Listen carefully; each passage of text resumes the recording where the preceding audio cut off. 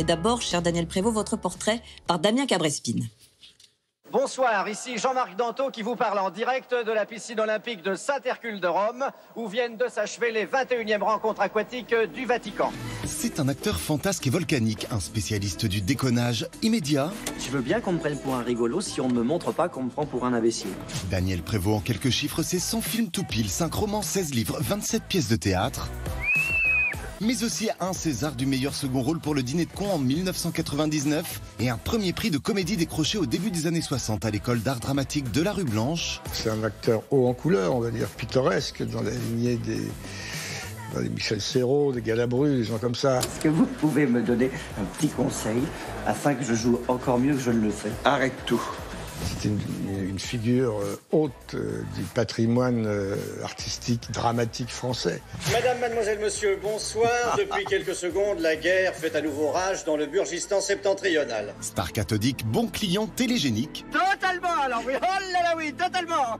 Il a secoué les zygomatiques des Français aux côtés de Jacques Martin. Il s'est régulièrement incrusté dans les cases de l'Académie des Neufs. Et il s'est livré à des pitreries loufoques dans Merci Bernard. Jacques Chamblet, depuis qu'il est né, urine de l'essence.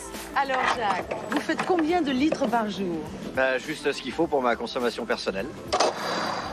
Humour noir, rire jaune. C'est en bouillant qu'on devient bouillabaisse et en pêchant pécheresse. Prévost jongle avec les mots.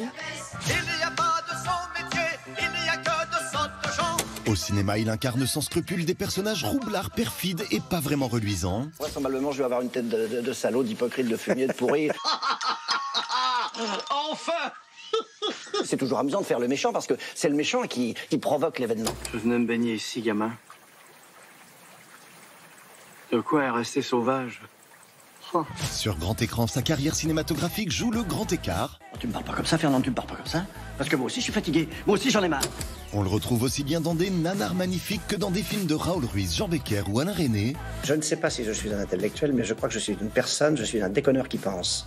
En cheminot, en contrôleur des impôts ou en directeur de supermarché, Prévost a marqué les esprits cinéphiles. Je connais depuis qu'il a fait le petit rapporteur quand j'étais petite. Je veux dire, j'ai commencé à voir Daniel Prévost sur le petit écran et il me faisait pleurer de rire.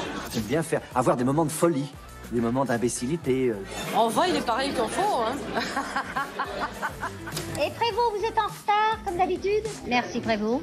Dépêchez-vous, Prévost, s'il vous plaît. Chanteur occasionnel, Daniel Prévost a fait un passage par le petit conservatoire de Mireille. Mon désespoir est grand d'avoir soudain compris, à l'âge de 20 ans, au printemps de la vie, qu'on ne peut faire rimer autobus et curé. Mais aujourd'hui, c'est avec son livre « Tu ne sauras jamais combien je t'aime » qu'il vient nous rendre visite, un roman à caractère autobiographique.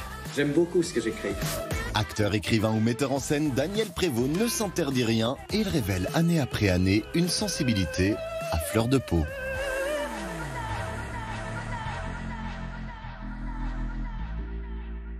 Alors Daniel Prévost, revenons peut-être aux origines. D'où ça vient cet humour et comment vous réalisez que vous faites rire, que vous pouvez faire rire? Oui, c'est une bonne question. Oh, c'est simple, c'est que je ne savais rien faire. C'est très curieux parce que j'avais plusieurs cordes sensibles à mon arc. Moi, j'étais fasciné par les poètes. Et en fait, petit à petit, j'ai grandi, j'ai mûri, et à, je crois, 19 ans, 20 ans, je suis sorti de ce centre d'art dramatique avec ce premier prix. Et c'est très curieux parce que j'ai été partagé entre cette envie d'être sérieux, parce que j'étais très sérieux, et cette envie de faire rigoler parce que je faisais rire en même temps, vous voyez, et j'ai jamais, comment dirais-je, voulu dissocier tout ça. C'était un magma, je sais pas, c'était le grand chaos du monde dans ma tête. Et puis si vous allez faire rire, c'est parce que vous rencontrez aussi des réalisateurs, des animateurs de télévision comme Jacques Martin. Et là, alors là, c'est très audacieux. Ce qui est dit à l'époque, ça va assez loin dans l'humour, c'est assez transgressif. Ce que vous faites et ce qu'on ferait peut-être moins aujourd'hui, ou ce qu'on ferait... Moi, je crois pas du tout. Moi, j'ai une devise, c'est la déconne est un état d'esprit. Et moi, bon, je disais ça comme ça pour essayer d'amuser les personnes, mais là, je suis pas sûr de ça. Je crois que les gens disent beaucoup de choses, beaucoup, les humoristes, tout ce que vous voulez. ils disent tout et n'importe quoi à la fois. C'est-à-dire que là, il y a des gens, certes, qui sont doués, c'est pas le problème, mais on retrouve toujours le même schéma, si vous voulez. Tous les sujets se repiquent, se retrouvent les uns les autres ensemble, sous une couleur différente peut-être. Mais c'est comme ça. Enfin, moi, je pense qu'il y a un défaut, il y a un manque de quelque chose d'originalité, quoi, je sais pas. Mais enfin, Même s'il y a des jeunes humoristes, il y a une scène nouvelle d'humoristes français, de jeunes qui sont talentueux et qui sont fructueux, en tout cas, qu'on va voir et qu'on va découvrir. Au cinéma, alors évidemment, il y a des films sur tous les registres, on l'a dit. Il y a le registre grave, bien sûr, puisque vous tournez dans Le Colonel Chabert, par exemple, ou Monsieur Joseph. D'abord, est-ce que vous avez du plaisir à aborder ces registres-là ?